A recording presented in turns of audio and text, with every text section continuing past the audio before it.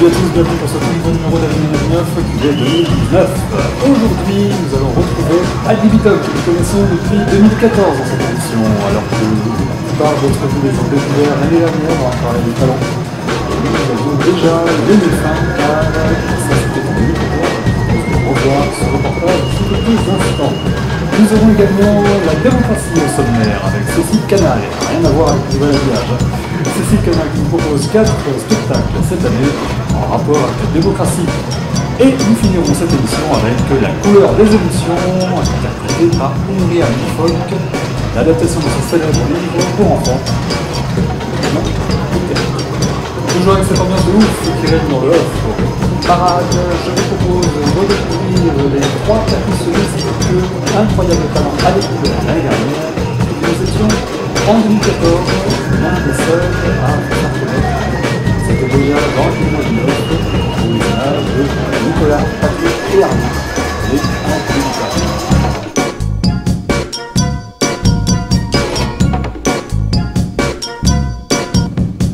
Et On cherchait un mot en fait avec beat. Avec beat, ah ouais. ouais, forcément. C'est exactement ça.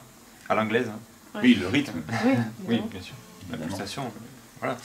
Un truc voilà, qui représente un petit peu justement ce côté-là, percussif, et puis un terme si possible en rapport avec la musique. Et ad libitum avec l'orthographe B-I-T-U-M signifie en gros à volonté en fin de morceau, ça se marque en fin de morceau, et ça veut dire qu'on joue en boucle la fin tant qu'on veut. Avec Patrick, ça fait très longtemps qu'on fait de la musique ensemble. On avait créé un spectacle dans lequel Nicolas nous a rejoints. Et en 2013, on a fait un festival d'Avignon avec ce fameux spectacle-là donc. Et on a eu l'idée, en fait, on s'est dit, Patrick est percussionniste, professeur de batterie, Nicolas est percussionniste, professeur de batterie, moi j'ai un petit peu de batterie dans la tronche aussi.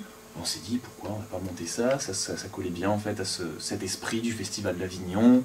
Et c'est parti, l'idée est partie de là. Ensuite on a contacté Émilie parce qu'on voulait une mise en scène théâtrale. Et elle nous a mis en scène. En scène. Je suis le personnage plus mélancolique, timide.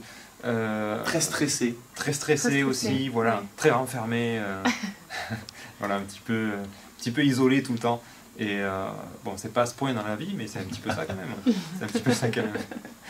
Ouais, c'est plutôt le personnage, ouais, un peu intello, avec les lunettes, qui écoute du jazz, qui trouve que tout le reste c'est de la merde, et qui surtout est gonflé par les gens qui respectent pas la musique en général. Ouais, ça me gonfle vraiment. Ça va aller. Et moi, c'est le trouble-fête, en fait. Enfin, pas le trouble-fête, c'est carrément le fifou, quoi, qui est tout le temps là, en train de tout casser, le clown, en fait. L'hyperactif. Le mec qui arrive au répète quand on est tous fatigués et tout, qui arrive avec une banane tellement d'enfer que ça nous saoule des fois. Il y a beaucoup de choses qui existent déjà.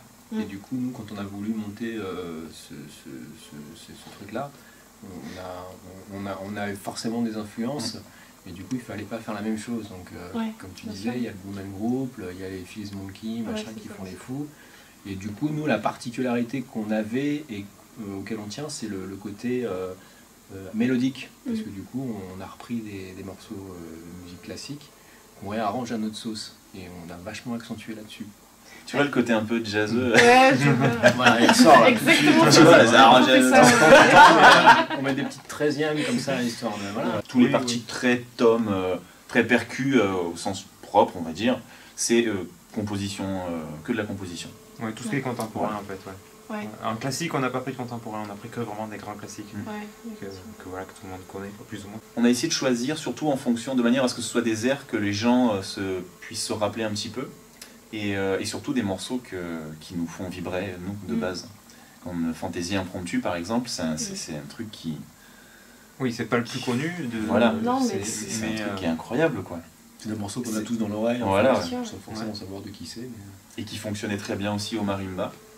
Mais celui-là, moi j'étais tellement à fond dessus en fait que je leur dis ah il faudrait qu'on fasse ça et tout. Et puis bon, ils ont emballé dessus, du coup c'est de là qu'est partie l'idée de faire. Et 1, et 2, et 3 degrés. Et 1, et 2, et 3 degrés. Et 1, et 2, et 3 degrés. Joue au théâtre des Luchonnes avant 2h30. Joue au théâtre des Luchonnes avant 2h30. Joue au théâtre des Luchonnes avant 2h30.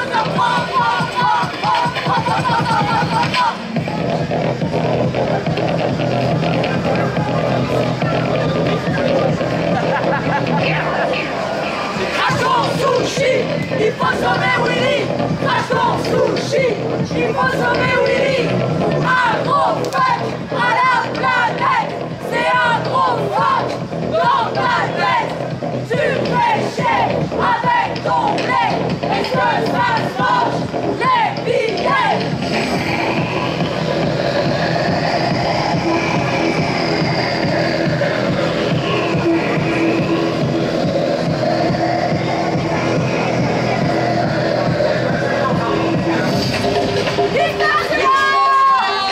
Aujourd'hui, j'ai 26 ans et j'ai la drôle de sensation de me réveiller après une longue et longue sieste. Je suis en colère contre le monde, contre moi. Personne ne m'avait dit que je me réveillerais un jour, spontanéen, apocalyptique, au bord d'un lac sec. La condition de la génération a fait une transition. Une épidémie de espèce immense, bordel. Vécu par des individus qui n'ont plus envie de se dire les bras croisés. Il est temps de se raconter les histoires. Lourd au théâtre des Lucioles à 22h30. Lourd au théâtre des Lucioles à 22h30. Lourd au théâtre des Lucioles à 22h30. Il est grand temps de poser sa tente. Cécile Canal est présente sur le festival depuis 2012 et elle nous joue cette année encore les 4 spectacles qu'elle a écrits sur la démocratie, un sujet qui nous est cher en ce moment dans notre cher pays de liberté. Avec Alice au pays des athlètes, petite histoire des Jeux Olympiques, la démocratie expliquée à mon député, la démocratie contre-attaque, éloge de l'arbre, la démocratie expliquée à la République, Cécile Canal est donc encore une fois présente sur le festival et elle nous explique la genèse de ces 4 spectacles.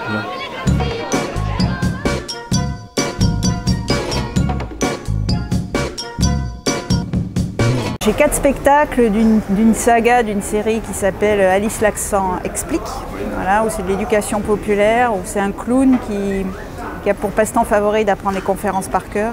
Ouais.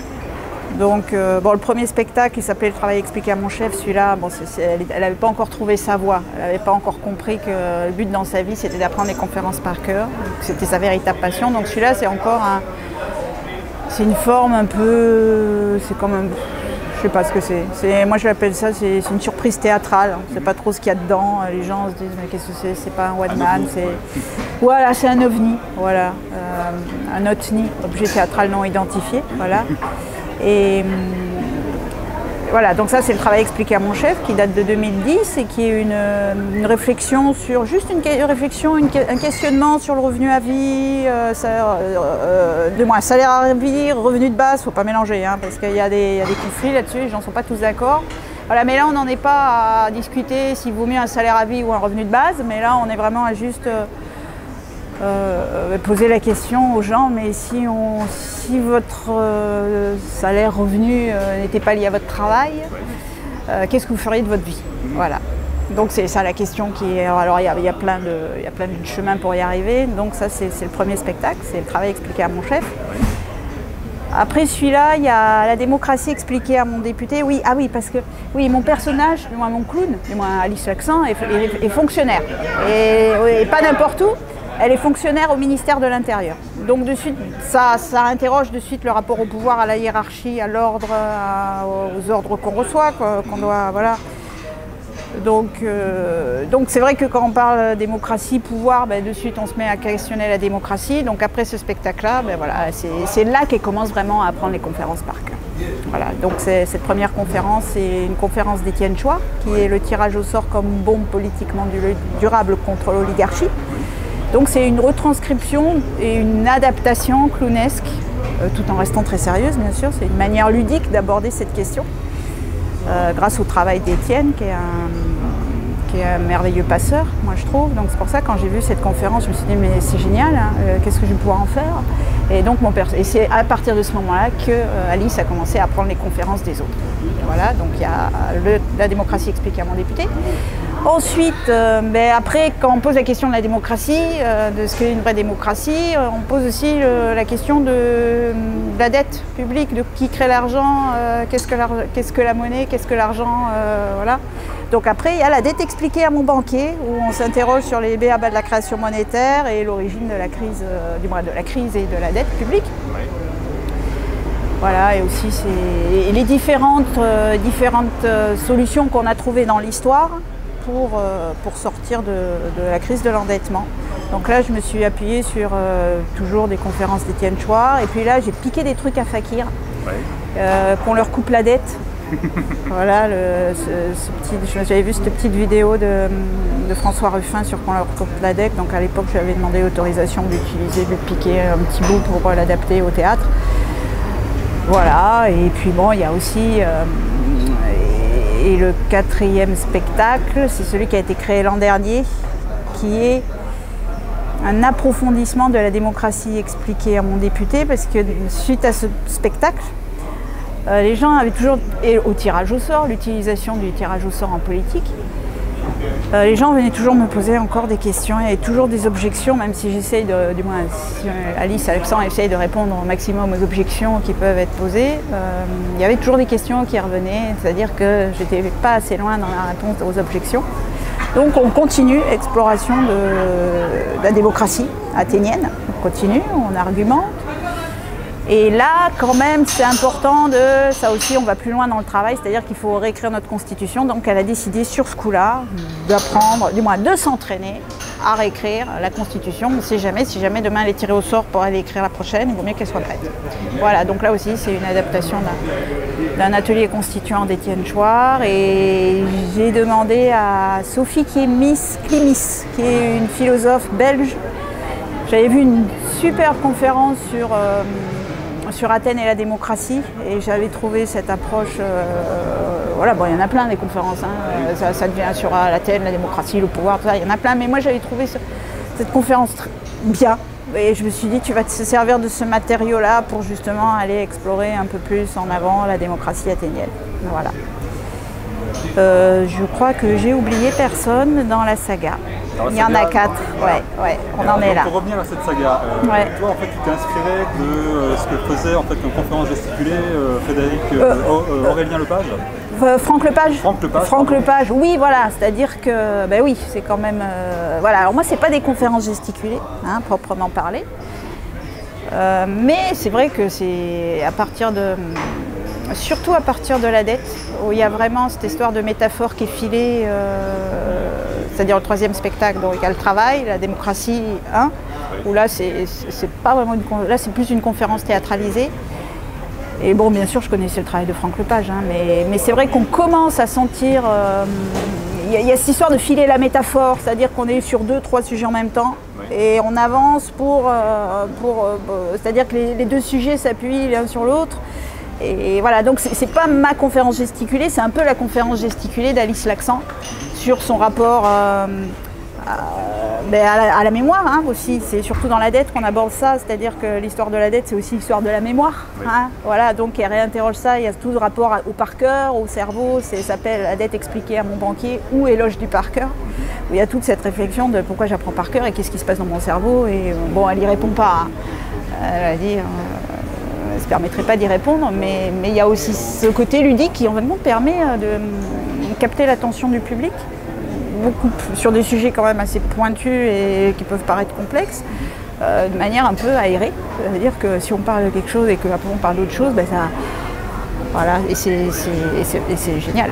Et moi, c'est génial, moi je m'amuse beaucoup voilà. Et pareil c'est un procédé après qu'on peut reproduire à l'infini. Hein. On peut avoir 2-3 sujets en même temps et qu'est-ce que je voulais dire? Et pareil pour la contre-attaque, la démocratie contre-attaque, où là justement il y a une allusion à nos amis les plantes. Voilà, il y a une méthode. Bon, je ne vais pas tout vous dire non plus, quoi, mais voilà, il y a comment on parle de 2 sujets en même temps pour amener les gens très loin dans la réflexion, l'interrogation. Voilà. Okay. Et alors, le prochain numéro de la saga, en fait, est-ce qu'il va y en avoir un? Ben, j'espère bien. Ah, mais je sais pas, justement, je pensais que tu allais me dire non, surtout pas, il faudrait pas qu'il y en ait, parce qu'il faudrait que les problèmes soient résolus et qu'ils soient justement. Ah, mais ouais, mais moi je suis quand même lucide, quoi. Il y aura toujours des choses à améliorer. Oui, oui. Et puis on peut faire des. On n'est pas obligé de. On peut faire des choses sur les choses qui vont bien. Oui, justement. Voilà. Justement. Mais il y a toujours des choses à transmettre, que ça aille bien ou que ça aille pas bien. Déjà rien que la transmission, c'est super rigolo, quoi. C'est génial d'avoir. Moi je le vois comme ça, hein. Je sais pas. Bon, en même temps je m'amuse beaucoup, hein. Mais je sais pas, le prochain, ça fait quelques années. C'était après le travail, je me disais tu feras un truc sur l'attraction animale. Ah. On reste toujours dans l'agriculture et les plantes. Où ça me trotte dans la tête, je ne sais pas comment je vais l'aborder. J'ai une conférence d'un monsieur qui s'appelle Frédéric Carlier sur l'attraction animale, qui est un monsieur qui fait de l'agriculture en traction animale. Et quand j'ai écouté sa conférence, j'ai trouvé ça vraiment chouette et je me suis dit tu feras peut-être une conférence là-dessus. Alors je ne sais pas par quel bout le prendre, mais ça fait plusieurs années que c'est dans la tête. Je ne sais pas comment, je sais pas si ce sera celui-là ou un autre.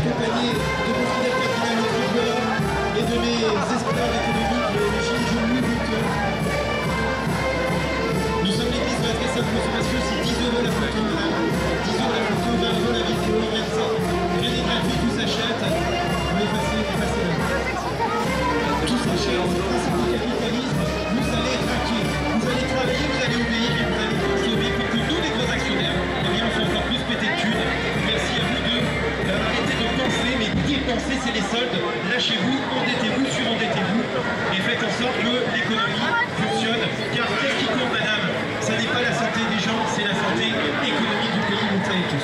Allez, on marche les esclaves. Je vous bénis, venez assister à la 6e cérémonie des Doigts d'Or, les Oscars du capitalisme, où on va récompenser les plus grands, Emmanuel Macron, Benalla, je vous dis pas le palmarès évidemment, mais surnommés les plus grands, Salvini, Donald Trump, ils sont tous là. Et la 6e cérémonie les Oscars du capitalisme, c'est à la porte de Saint-Michel, c'est à 16h. Et on va les récompenser parce qu'ils méritent bien cette statuette légendaire qui est le Doigt d'Or. Ça c'est le Doigt du Capital, et vous pouvez le faire entre vous, le Doigt du Capital.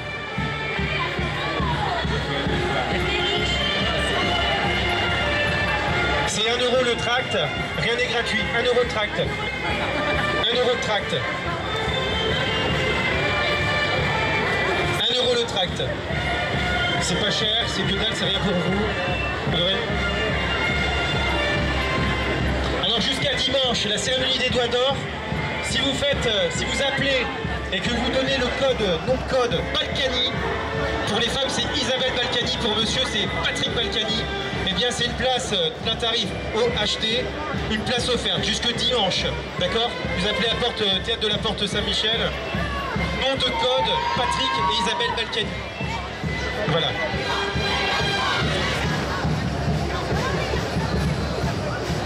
Vous faites partie de BFM TV, toujours pas? Non? TF1 peut-être? Non?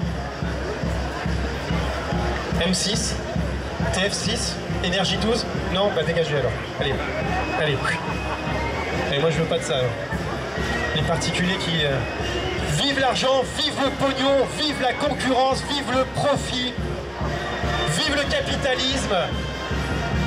Nous prenons soin de vos vies, nous prenons soin de vous.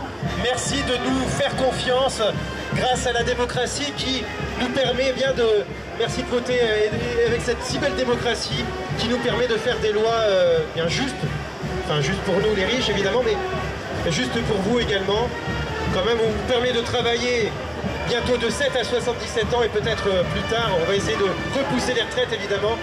Parce que je vois beaucoup de têtes grises, des cheveux blancs. Et bien les retraités, au boulot bande de feignasses, au boulot. Ça suffit de profiter de, tu vois, les retraités, les intermittents profitent, comme les fonctionnaires, et bien de nous, de notre argent, de notre générosité à nous les riches. Alors ça suffit, au boulot les feignasses. Foutre des gilets jaunes, sauvons Carlos Ghosn. Rien à foutre des gilets jaunes, sauvons Carlos Ghosn. De l'argent, il y en a dans les poches du salariat. De l'argent, Il y en a dans les poches du salariat. Allez, avancez, en marche. En marche. Les émotions sont maintenant devenues le principal facteur de manipulation pour les gouvernements en place. Mais pour l'apprendre, il va falloir passer par plein d'étapes intermédiaires et cela commence très très jeune, très très tôt. La couleur des émotions, le livre pour enfants d'Anna Yenas, nous apprend à tout âge que les émotions sont aussi une source d'apprentissage. Avec Aurélien Boufolk, nous parlons maintenant du spectacle, la couleur des émotions.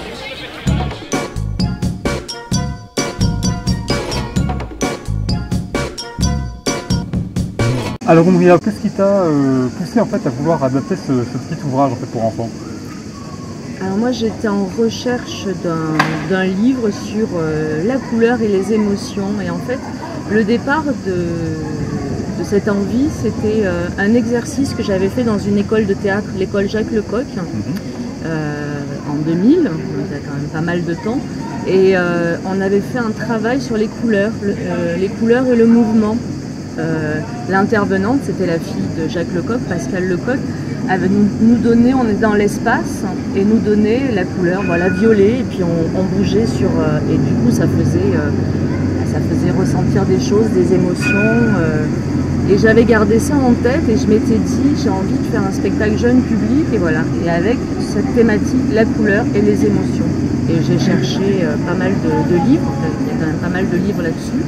Et, voilà. Et il y a 4 ans, je suis tombée sur le livre d'Anna Yenas et j'ai dit c'est celui-là. Voilà. Et donc une fois que tu as choisi ce livre, en fait, comment tu t'es décidé à pouvoir le réaliser en fait? Il y a donc la mise en scène qui est aussi importante dans ce spectacle. Comment ça s'est passé justement, cette recherche? Ben, ça a été pareil, un long processus parce que j'avais ce livre et puis en fait au départ j'avais en tête de me mettre un peu en arrière, comme une conteuse ou comme une marionnettiste, mais bon, je ne suis pas marionnettiste. J'avais envie de ces petits personnages, donc j'ai cherché, j'ai commencé à travailler comme ça toute seule d'abord, parce que j'avais pas au départ quelqu'un. Et puis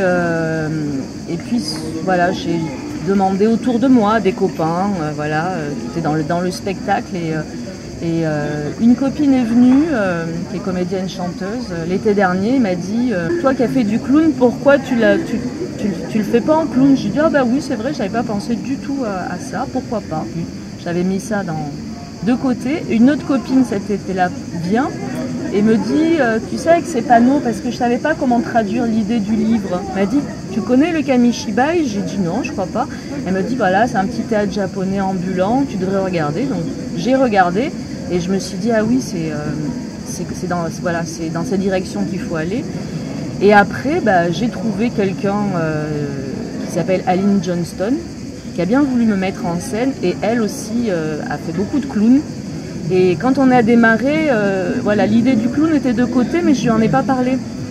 Et on a commencé à travailler en janvier, et elle me dit mais t'as pas envie de mettre le nez de clown, tout ça? Je lui dis oh bah écoute, si tu veux, ouais, on peut essayer, je suis pas partie là-dedans, mais pourquoi pas. Et voilà, et ça s'est mis en place comme ça en fait. Et puis effectivement, quand j'ai mis le nez de clown, voilà, c'est devenu évident. Et donc même depuis que tu le joues maintenant, il y a quelque chose qui devient de plus en plus évident aussi, c'est la relation que tu as en fait avec le public. Les enfants en fait sont très très réactifs en fait, hein, dans la salle. On voit que quand tu poses une question, ils sont tout de suite là à donner leurs réponses. Des fois ça peut être des longues réponses. Et comment ça s'échafaude justement, ce spectacle-là, il se construit petit à petit, et j'imagine que pour pas en faire un truc de 2 heures comme ça, il y a des petits machins, des petits réflexes que tu peux avoir en fait pour pouvoir suivre en fait ton fil. Oui, bah, j'ai une trame, voilà, le spectacle dure 35 minutes et puis surtout ici en condition de festival, on ne peut pas aller au-delà, donc je suis quand même tenue par le temps, hein, le spectacle qui vient après. Voilà, c'est vrai que le clown s'y prête, mais quand j'ai commencé, je ne savais pas que il y aurait autant d'interactions, et c'est génial. Donc chaque jour, le spectacle est complètement différent suivant la salle. Là, c'était la première fois qu'à la fin, les parents chantaient jusqu'à présent. Donc chaque fois, je prends et puis voilà, c'est un spectacle voilà, où je suis assez libre, j'improvise, j'ai ma trame que je suis d'un bout à l'autre. Et puis c'est vrai que bon, je donne pas mal de cours aux enfants, je donne des cours de théâtre, donc j'ai l'habitude des enfants. Donc voilà, j'arrive bien, je pense, à gérer leur intervention. Voilà. Il y avait une maman aujourd'hui qui avait peur que ça déborde, mais moi j'aime bien et de toute façon, pour le moment, j'arrive à gérer ça.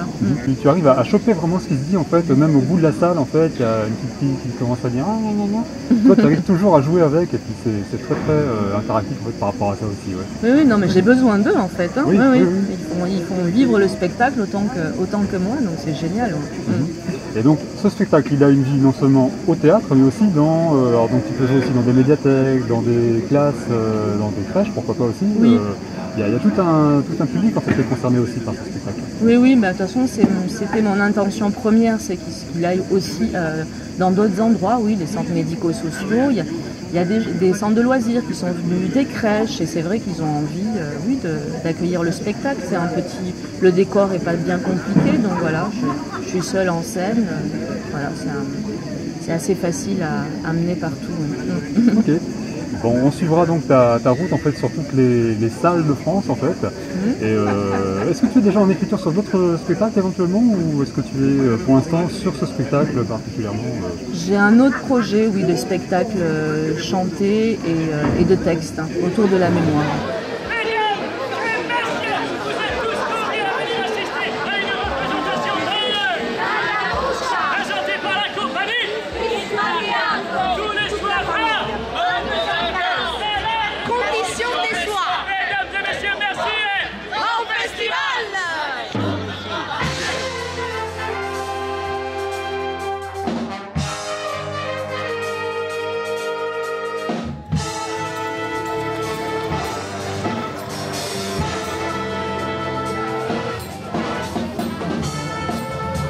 Le quatrième mur est un roman de Sorin Chalandon, écrit en 2013 et publié chez Grasset. C'est maintenant partie des classiques des romans qui parlent de théâtre. Et le quatrième mur raconte en effet l'histoire de cette troupe de théâtre composée de chacun des deux camps de la guerre du Liban. Et nous propose de faire une petite parenthèse pendant cette guerre. Et les deux troupes cette année qui ont interprété le quatrième mur sont beaucoup toujours le matin. En plus, c'est le même jour de pause, donc ça va être très compliqué s'il y en a une ou deux qui veut aller voir un petit peu ce qu'ont fait les autres. À 10h25, au Trois Soleils, se joue donc le quatrième mur par la troupe L'Autre Monde, interprété et mise en scène par Julien Décrache et commis en scène par Cyril Manetta. Ça, c'était pour la version minimaliste. Maintenant, on passe à la version Capitole avec une troupe au grand complet, compagnie des Astrolaires, qui joue celle de au Capitole, avec Nicolas Moisy, Alexandra Nicolaïs, Louis Yannick, Samuel Camus, Marie Coutances, Élisane Clément. Bon festival à tous.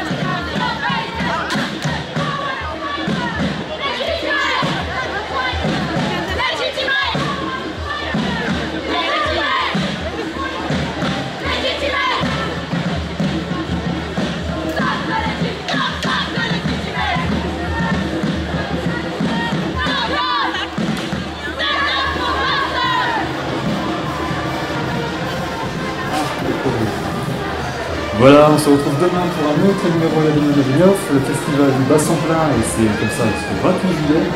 On se retrouve donc demain avec Sans les griller, Cadré décadré et Il faut aimer. Passez une bonne journée, à demain, soyez prudents.